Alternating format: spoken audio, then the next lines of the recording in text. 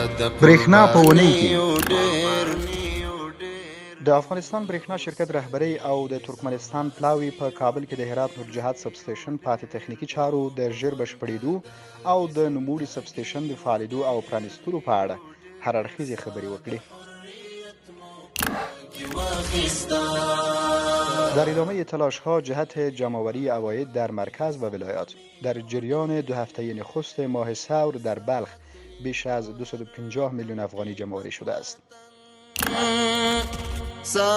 د برېښنا تولید حوزې ریاست اړوند نغلو، سروبي او ماهیپر برېښنا تولید فابریکو د روانې غویي میاشتې لومړۍ لسیزه کې له 15,000 میګاواټو زیاته برېښنا تولید کړې چې د عمومي سیستم له لارې پیریدونکو ته ویشل شوې ده. در نتیجه اقدام به موقع و سریع تیم‌های تکنیکی د افغانستان برېښنا شرکت و طبق اطلاعات به دست آمده به مدیریت سمع شکایات این شرکت از سوی مشترک مربوطه، عارضه به وجود آمده تکنیکی در ساحه الوخیل کابل در اسرع وقت تشخیص و از سوخت ترانسفورمر جلوگیری شد.